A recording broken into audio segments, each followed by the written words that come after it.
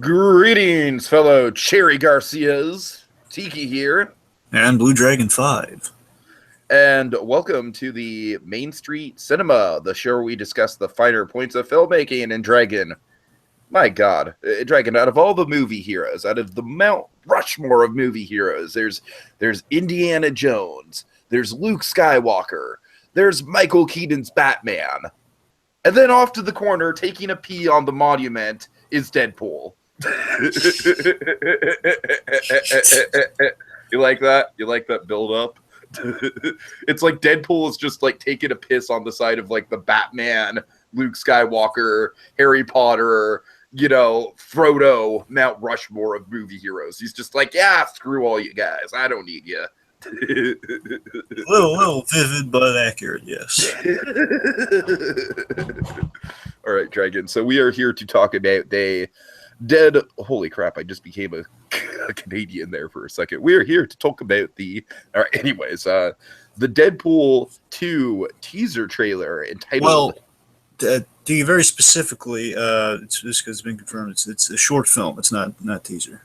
It's a short film. Okay, thank you, Dragon. Thank you. Well, regardless, it is the short film entitled No Good Deed.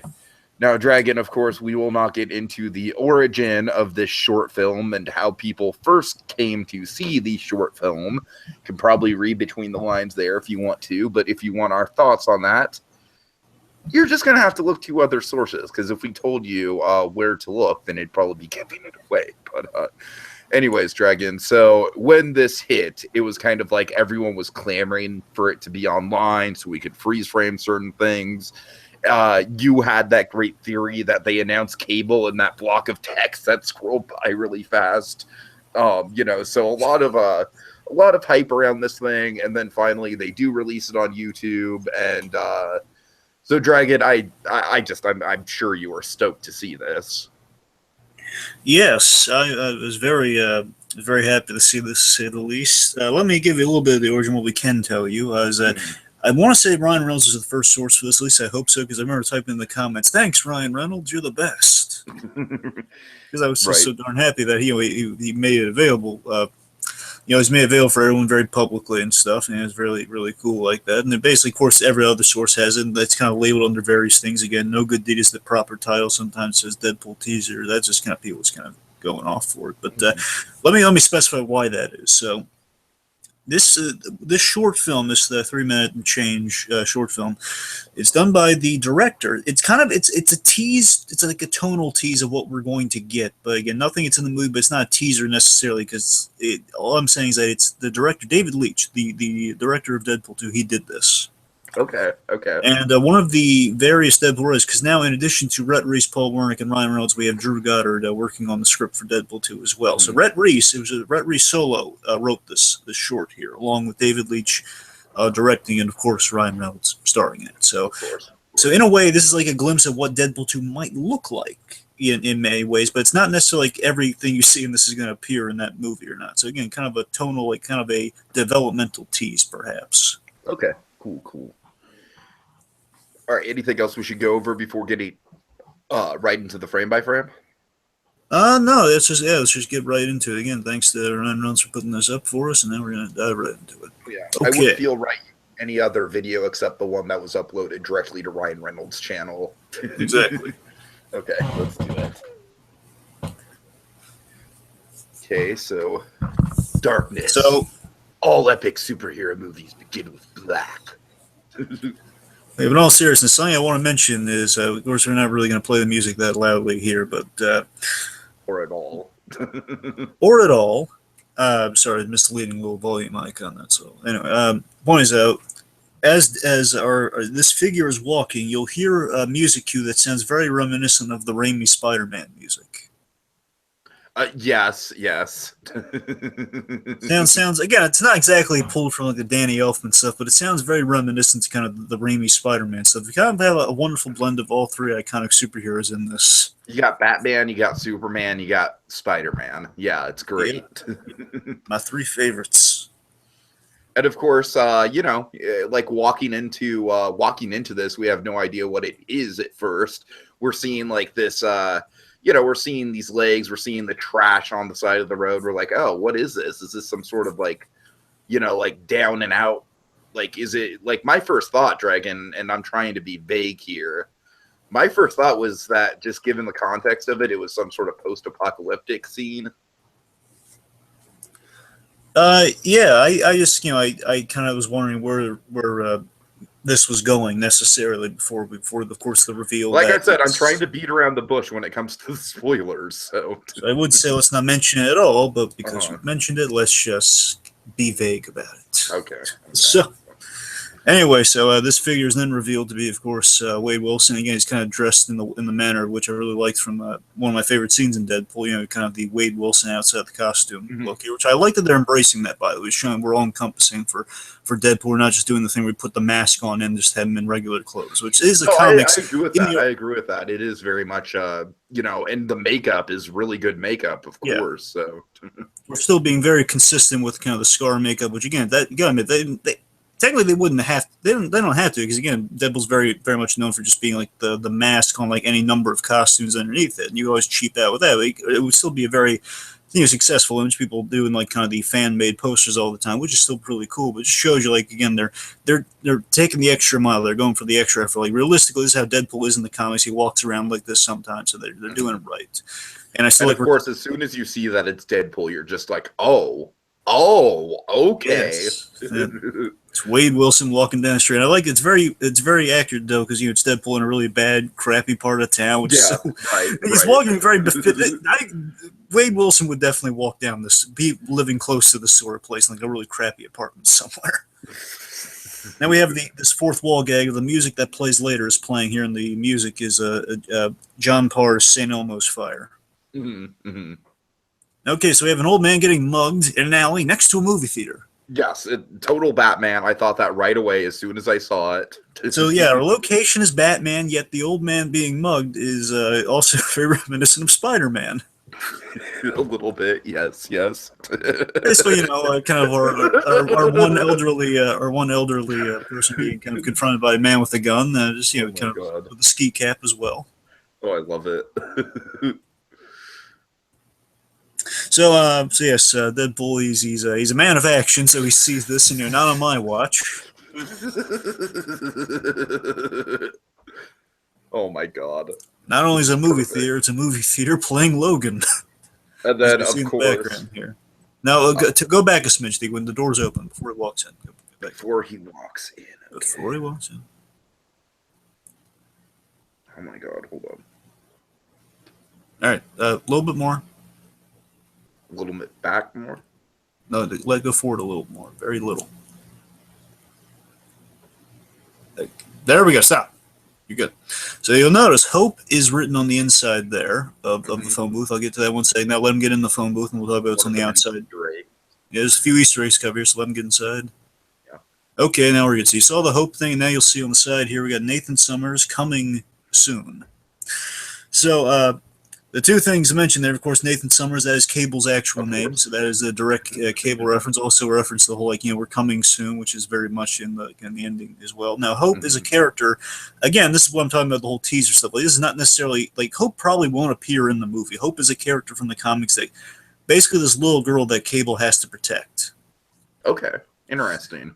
So again, it's not a guarantee because Hope's this kind of, if you're going to tell your first story with Cable, you might not want to go with the Hope story. Basically, again, kind of like protecting Hope, get the gag, get the pun. He's nurturing Hope. Just like Jessica Jones.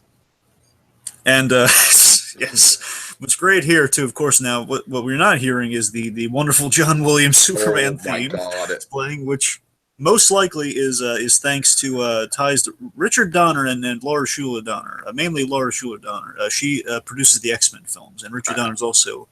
I just absolutely lost it when that Superman theme came up. As did I. I tell you, you wouldn't believe how hard I was laughing at that. That was because I love that theme, and of course the fact that Deadpool set to the Superman theme was like, plus like we never. And it's just showing the impracticality of the telephone booth.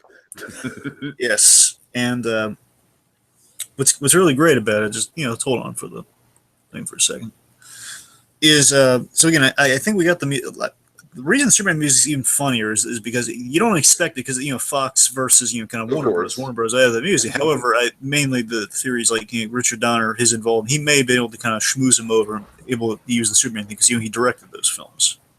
That's true. So most likely the case. And again, you're right though. The impracticality of the phone booth is like the ultimate phone booth gag in real time. He's putting the Deadpool suit on. Let me tell you this little fun fact here. So the actual kind of made Deadpool costume, Ryan Reynolds has basically the highest quality of Deadpool suit you can have. This is actually how it would go on. So he's actually putting on the suit in real time. Oh He's my probably god, that's great. That's great. now because again the actual Deadpool suit does. I could be. I'm pretty sure about this. I'm not 100% on this. I'm just saying that I have a Deadpool costume. I have like a movie accurate Deadpool costume. Why am I not surprised? It was for Halloween, Greg, darn it. Really? I've told you this. I was Deadpool last year for Halloween. I told you this. Okay. Movie accurate Deadpool costume. How much? I'm curious. What was the price tag on that? It's none of your business. Anyway, so Fair enough. You're right. Okay. Anyways. let's see. So I'm pretty sure the real Deadpool costume because Ryan Reynolds has a mannequin. He has the actual Deadpool suit, which we've gone over with the first Deadpool. He kept that because he's waiting 11 years to play the role, so he keeps the costume. I'm just saying because the Deadpool suit has like this seam, so most likely it does go on like straightforward like a jacket as it does in the phone booth here. So it's pretty much it's pretty safe to say he puts it on as he puts it on here. There's a slim chance it could be like a onesie, but it's very. I think it's unlikely because my suit. It works a little differently. Based mine would be like a manufactured version of that suit. So, well, it doesn't go on as easily. The mask is another thing, Tyler. But again, just the whole suiting up because we don't see him put on the mask necessarily. Sure.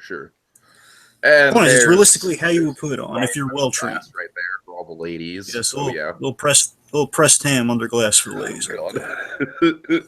Not going to freeze frame on that. Okay. Yeah, we seem to say like if he's really well trained, he could put it on in real time like this. So he probably did a few takes getting ready for this, and he actually most likely put this on all in one take.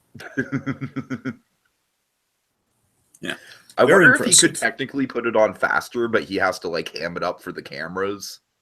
I doubt that. I think it's like this is him moving a Mach 5. He's putting it on. If he's putting it on again, because it's in shadow, they may have streamlined a few details, but then again, it's pretty accurately him putting the guns on and everything, checking that it's there. That's so true.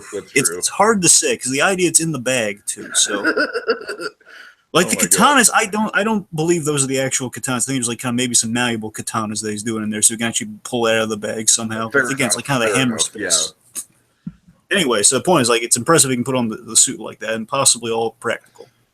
Very possibly. And of course, now here's something. He's calling Laird. Now, I tried looking this up. Now, Laird is not the guy who designed the Deadpool costume, but it was very likely that Laird is the actual name of like a guy who helped him into the suit. Oh, God. So again, that's also possibly that he has someone to help him usually to kind of make the process go a lot faster. And this is like kind of a streamlined costume. That's wonderful. Yeah, so again, might have like a streamlined version he's physically putting on in this thing here instead of Laird. Oh my God. And of course, the comedy of the old man just hopelessly like, isn't there anyone out there who could do something? Come on, I'm a helpless old man. And again, I can't believe there's not one single person that's hearing my pleas. What I love about that, because it's a perfect blend of with the Superman theme and everything, it's just a perfect blend of what you should do with Deadpool. That's a mix of super heroic uplifting triumph mixed with gritty reality, which somehow just culminates in just hilarity with gratuitous R-rated goodness. It's just that's the perfect balance of Deadpool. Again, it's like he's basically it's like the gritty. It's grittier than the DC movies right now, but again, it's super optimistic at the same time. It's like the optimism we need there, but at the same time, it's darker. Okay, getting close. So again, as he's wasted time calling Laird, and I just love the fact that Laird didn't even answer. It was such a point. Now freeze on that shot. I love that shot. I just love Deadpool's face through the frosted thing, which again, the frosted thing might also assist in if the costumes look a little bit more super detailed. I love how we see his face right as the gunshot goes off. Yep, that's That's great. And again, the fact that Laird didn't even answer is such a fruitless call. Just tell him I called because Laird wanted him to call. Just like that. I honestly, you know what I think it is? It might be a meta gag of like, hey, if by some miracle Ryan Reynolds can actually get into a Deadpool suit within like within a minute, call me just to tell me if it worked or not. Right. God. Anyway. Okay. So anyway, so then Deadpool he's checking the guns one last to make sure he has everything, and he's making his dramatic, awesome slow-mo exit here, which is a beautiful shot, by the way. So, and there is Stan the Man himself. Dragon, of course, I want to point out the Firefly posters. I don't know if you caught this in, the first time you saw this, but that's, of course, a reference to Morena Baccarin. Certainly. Okay, so, yeah, Stan the Man. And Stan the Man. Now, TK, I got to mention this. Now, I love this. It's not only just the fact that, hey, it's Stanley. It's the fact that it's a reference to the original Superman film of, like, Superman, he walks out. He isn't, in the 70s Superman film, they address the phone booth gag. He doesn't go into a phone booth to change, but he, like, walks into, like, a modern-day phone booth, which is like, I can't use that. Well, a 70s modern-day phone booth, which was, like, kind of a half phone booth, which wouldn't work out at all. So he went to a revolving door. He came out, and there was a guy saying, "Whoa, say, Jim, that's a bad outfit." And Superman just, excuse me. That's how the moment goes. That's really classy, really uplifting. The guy says, "Man, that's a cool outfit." And he says, "Thank you, excuse me." And of course, what Stan Lee's doing here is, "Hey, nice." Now, I'd like to think that Stan Lee's playing the same character from the first movie. No, I don't. Well, I don't know. I think it's just kind of that like there's so many people in all the superhero movies. There's like a collection of Stan Lees. Like all people look. It's like that whole doppelganger theory, but only it's like more than two people. It's like there's a Stan Lee for every state almost. Oh man! Like, or at least like there's probably like in every country too, because this was like again. Okay, hold. Go back to the when he's told Stan Lee to zip it. Hold on.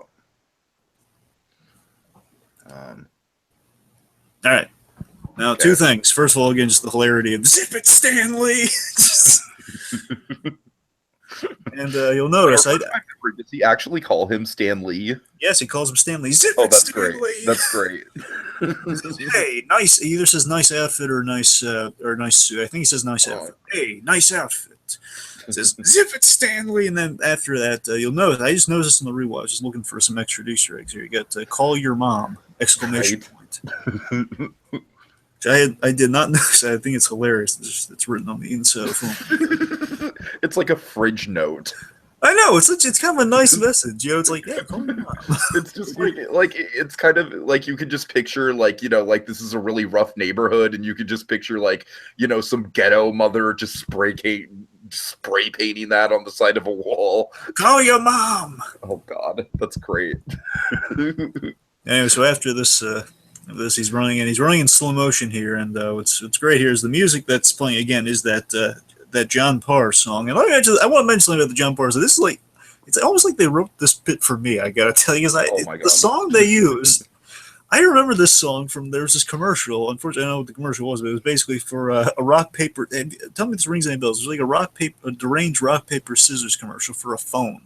I know the correlation doesn't make any sense, but there's like I'm just saying this is how commercial. This is how bizarre commercials are these days. Basically, it was like a almost stop motion. Like it may have been CG. It was a rock with hands and feet, paper with hands and feet, and scissors with hands and feet. Basically, it was an anti-bullying message that just somehow was plugging a phone.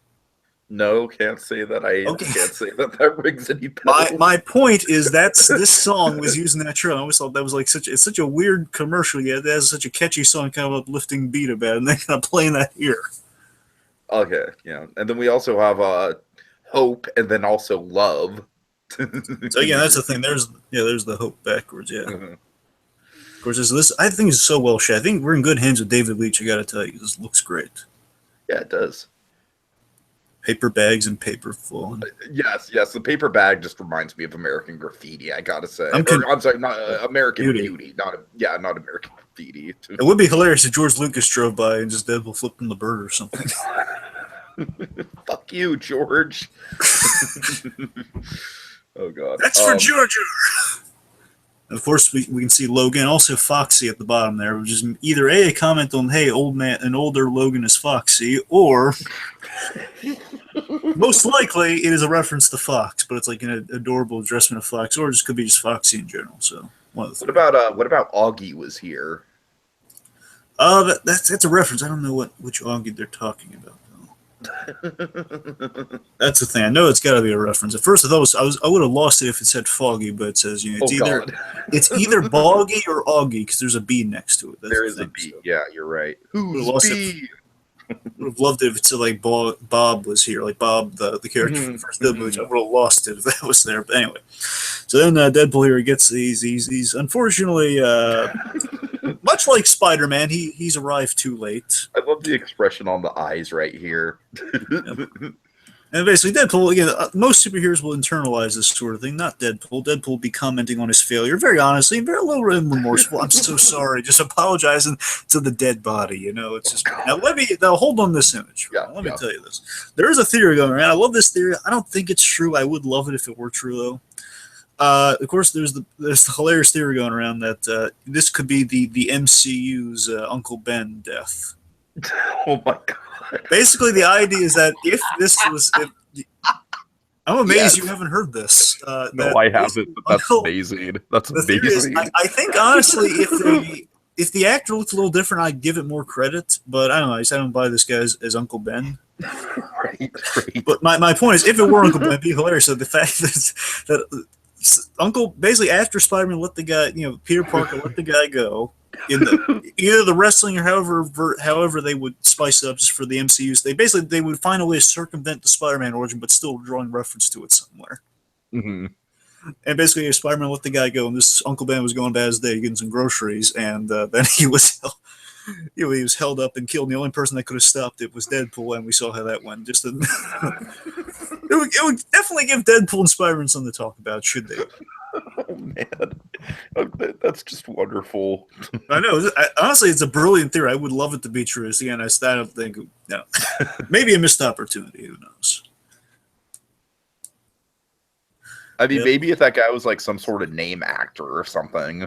Well, not even that. It's like, I think the kind of the beard and the cane just kind of doesn't really. Right. I don't mean to sound disparaging. I'm just saying it doesn't really feel like Uncle Ben to me. And of course, Deadpool. He makes the best out of a bad situation. Deadpool believes in use every part of the buffalo, and here he's using a dead body as a beanbag chair, essentially. And so here's a missed opportunity to me, though. I think this would have been great if the apples were oranges, so they could have had a Godfather reference. I agree. Hold on, sorry. Yeah, that would have been great. Again, the Uncle Ben thing would have killed me if I don't know. If that could be confirmed or something. If you just heard like a voice in the background, like Uncle Ben, Uncle Ben. No, because then we wouldn't have this thing at the end here. So again, Deadpool, no respect for the dead, just using the dead guy as a cushion here. He's questioning the logic of the phone booth. He was like, who uses a phone booth now? Like, very impressive. I could just use myself, calling 911. Especially like an old school phone booth right in the middle of like a very shady part of like urban New York. I still love that line. If I'm being honest with myself, I probably just should have called 911. Right. So then he's getting the Cherry Garcia, but he says it like Jerry Garcia, by the way. So I know it's like he's Ben, the whole Ben and Jerry thing. He's just lumping it together as Jerry Garcia. And I love this. And we don't see it because again, you got to wonder if he would just smear the ice cream on the mask or if he would actually lift the mask up halfway. Right. You never know with Deadpool. And of course, here we have the coming not soon enough.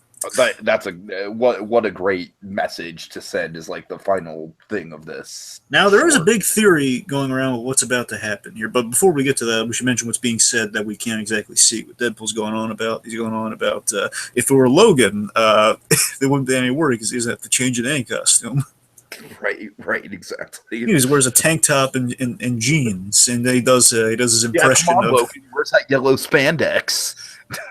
And of course, he does his Hugh Jackman impression of like, just gotta put on my nice tank top.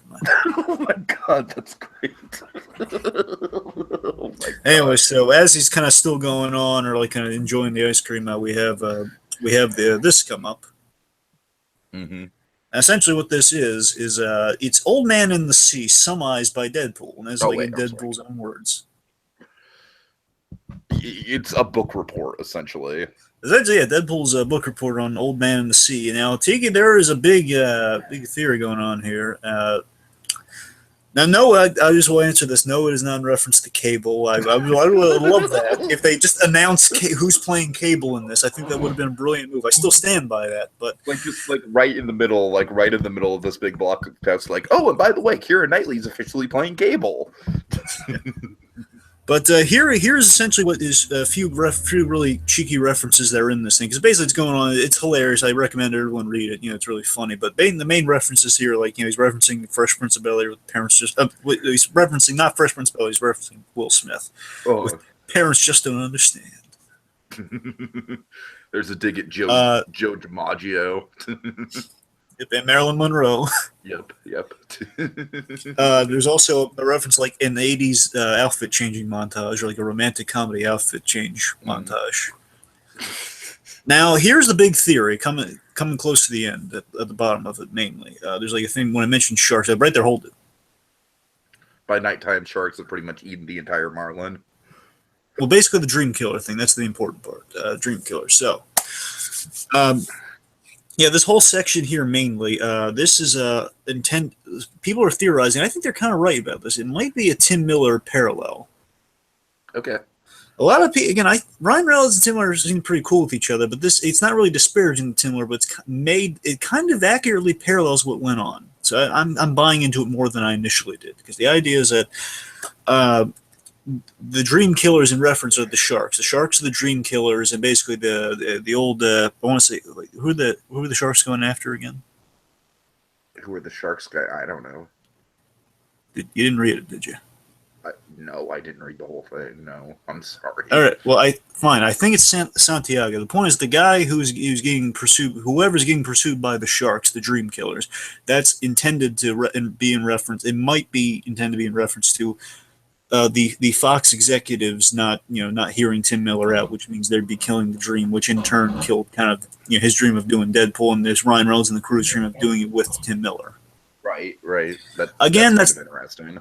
That's not confirmed, but either way, it's not really disparaging the Tim Miller, so it may be intentional. I don't know, because again, they say they're in pretty good terms. We never got like a full kind of not 100% on that. So it's still it's unclear, but it sounds on the money that it might be like this. If you're going to use of all these stories and why reference dream, the way they're referencing dream killers like this, it sounds like it's in reference to, like, of all the terms you could have used, like dream killer sounds like, yeah, we had a whole thing in line. That's why basically this whole short is about why the Deadpool film's been delayed a little. Okay, I can see that. Not substantially, just why they haven't gotten started faster and why it's not coming out probably by the end of this year. All right, so Dragon, let's quickly go through some stuff that we know and whatnot. We're kind of running low on time here, so as quick as we can. Right. So, you'll notice the Royal Diner was in this thing. The Royal Diner is a location from a show called Bones, Fox's Bones, which is wrapping up. And basically, what I'm getting into here is, like, I'm just going to go through kind of the Cable casting rumors. So basically, a few details in this thing have led people to kind of speculate. Maybe two actors they may be hinting at playing Cable in this thing. Now, because this has been explicitly said that it's not a teaser, I don't think that's true. But I'm just going to go through who the two people are being speculated from this thing are. So a lot of people are throwing out Nathan Fillion and David Boreanaz from Bones. David Boreanaz from Bones, Nathan Fillion from the Firefly reference. Right, sure. To play Cable, because we still don't know who's playing Cable, but here are the names that are actually going around. Here are the big contenders right now. So first and foremost, the one who's leading the charge. Should I go backwards or start with number one? Start with number one. I think I know who you're talking about. So this is recent from what I've heard. I don't know how recent, but I heard David Harbour is like really into the sheriff from, for the folks out there, the sheriff from Stranger Things, Sheriff Hopper from Stranger Things. Which, if they went that route, like, I could see it. I don't know. Like, I kind of maybe. It's interesting, Dragon. Like, he does have some name recognition from Stranger Things, but I kind of feel like, going with a Stephen Lang or something like that, like, that's just a safer bet than going with someone like David Harbour. Stephen Lang would still probably be my personal choice for the role, if not Keira Knightley. Oh yeah, I was going to go through I was going to rank them in terms of likelihood. Okay. So, go ahead. Yeah, David Harbour right now is he's most recently in talks, and it sounds like it makes sense if they got him because popular basically another actor we have confirmed is also from a Netflix show. Hmm. David Harbour's awfully popular guy, good actor. I could see him as Cable. The gray and or white up the hair. I could see it. He's good. He has presence. He could do it. Pierce Brosnan was like photographed with Hugh Jackman Right. and Yeah, that's right. Ryan That was going Reynolds. around for a while. And a lot of people are just saying it's not official or anything. It's just like the three of them were in the same area, which is it's completely possible. So they took a selfie together. It doesn't mean it's like, hey, here's who's playing next guy. But of course, that would be a great way of announcing it, though. Sure, sure. But Pierce Brosnan, I think he said like he's open to play. But again, everyone's always has to be kind of they have to say like we're in talks. They can never commit to like yes or no, which makes sense. They don't want to blow the deal. So according to David Harbour, then Pierce Brosnan, then Russell Crowe has most recently also been in talks. Oh, Russell Crowe, really? I have not heard this. This before David Harbour, Russell Crowe's name has been going around most, and he's wow. And again, he's been given those answers like he can't really say because again, might be kind of signing some stuff. We don't know.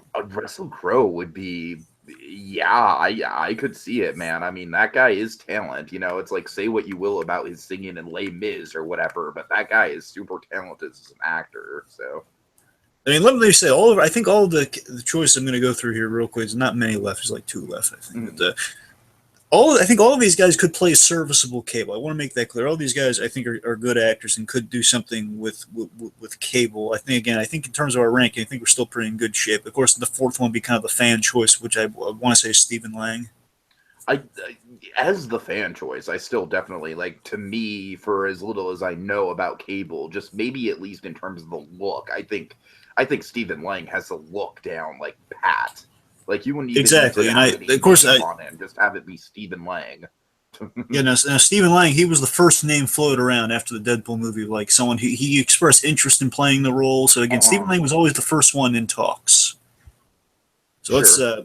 Let's say that. So again, Stephen Lang, again, in terms of those 4, the most likely people to play Cable right now as it stands. And going past that, again, I mentioned the most recent kind of not a lot of people are speculating maybe Nate Fillion and David Boreanaz, but my personal pick would probably be Ron Perlman. But again, I wouldn't be against any of the choices. See Ron Perlman, yeah, absolutely. My personal choice is Ron Perlman, but I doubt it's going to happen. That'd be my wish fulfillment. But I think Ron Perlman would be excellent. He's a good actor, and of course, he has kind of the Cable look to him. I know Keira Knightley's not going to happen, but I think at some point in the movie they should at least reference Keira Knightley Cable, somehow. Yeah, sure. I mean, again, that'd be cool. And again, all the Deadpool's choices was an Earth 1 Cable or something like that. I don't know. When it was hinted at the end of Deadpool, I thought honestly Dolph Lundgren was my runner out of those 3 options. But then again, it kind of occurs to me, well, Dolph Lundgren's a little bit like kind of Colossus, so maybe you don't want to run into that. Yeah, and also Dolph Lundgren. It's no offense, man, not probably the strongest actor. But exactly, Cable. But that would be accurate to Cable though. Cable's just kind of the straight man who can be boring if Deadpool doesn't spice him up. That's kind of what you need. Okay, but I don't know. Still, it's I wouldn't want to roll the dice with an actor who he was Ivan Drago, but he's not the most talented guy. You know what I mean? Well, he's been doing superhero stuff recently. He was on Arrow recently. Oh, was he? Okay, right on. I'm just saying again, it's Dolph Lundgren. He doesn't have he's not every the guy or anything like that, but. Also, what would you think of Mel Gibson as Cable? Again, he's probably going to be busy regardless. So either way, he wouldn't be a bad choice either, would he? No, he would not. Except I think Mel Gibson should probably stick to directing for the time being now. That's what I'm saying. I mean, he wouldn't be my choice for that reason. I'm just saying if he were by some miracle and I know we're not talking about it, but man, it's it seems close to happening. And if it does, man, I am so excited for Suicide Squad 2. Yes. I'm telling you, I don't see how that's not happening, honestly, but we'll see. Anything could happen. I mean, Mel Gibson, man, say what you will about him on a personal level. There's a lot of stuff to say about him on a personal level. Okay, but again, direct. Anyways, go ahead. Okay, but transitioning here, so again, just Cable in the hole again. Ron probably my choice, but again, looks like David Harbour might be closing in up. Again, David Harbour, Pierce Brosnan, Russell Crowe, is kind of the 3 are in the leads right now. Stephen Lang cannot be in the original. named on our now. Points. Those are a lot of names going around for Cable right now. Cable's going to be a huge part, and that's why they're really kind of deliberating right now. That's why there's so many names been thrown around, so much kind of stuff about Cable. Here's some other stuff we know before it. Now let's get the stuff we know. So here's what we know. We know the movie's been delayed. I want to say at this point by a month because of the whole director search, because all this director business with Tim Miller leaving, and also the composer left. So we also have a new someone new doing the music for this film. So let's see. So basically, I want to say the film's been delayed a month because the first one came out in February, and I think had they gotten in production with Tim Miller and everyone from the very beginning, I think it would have just been released in February like the first one was. But now it's going to be released, and basically it's going to take Logan's. It's going to take Logan's date this year, but like a day or later or earlier, have the calendars work. Isn't it weird though that it seems like the summer movie season is like literally starting in March nowadays? Because it is kind of weird. Here we have Logan and Beauty and the Beast in March, two huge movies, both movies that might potentially at least get close to breaking $1 billion. Beauty and the Beast probably will break $1 billion. Now, all the real money makers are kind of course, at the end with Star Wars and then kind of the beginning. Right. Isn't it weird how it shifted like that? Yes, it is. Anyways. So again, we might be moving to March on Logan, like close to when Logan came out, but for next year. I can okay, let's see. I mentioned the short film thing. Okay, so here's two big details we do have now. Is released recently. So again, first and foremost, we do know Domino is going to be in the movie, and I've mentioned this before talking about the Deadpool film. But the Deadpool film, we got Colossus and Negasonic Teenage Warhead, which essentially get us ready for Cable and Domino in this film. Sure, that's essentially their role. And of course, again, we're still looking for Cable. We do have a Domino. Domino is going to be played by an actress. Not a lot of credits under her name, but I hear the main thing she's doing is the show on Netflix, Zazie Beetz, if I'm saying that correctly. She's on a show called Easy. Okay, Netflix. That's the main thing I would say the people to check her out. And I mean, again, I don't really know anything about her. I got to look into her a little bit more before I can really kind of evaluate. I mean, she looks the part. I want to raise the question. I mean, if they're going to go full, just given how faithful we were with Cable and Negasonic, mainly. Colossus. Mainly Colossus. Yeah. Sorry, yeah. Mainly Colossus. I gotta wonder how faithful they're gonna go with the appearance for Zazie Beetz. I'm just wondering if they're gonna do give her the paint and everything. A lot of cosplayers they will do like kind of the white, the white paint with the black splotch on the eye. Sometimes people do that. Sometimes they don't. I kind of hope they do, just kind of make it look perfect. But we'll see. I wouldn't be surprised if they went that route. It would fit right in with the stylistic tone of the first movie, I think. But also, you kind of have to explain it, so we'll see how it goes anyway. So yeah.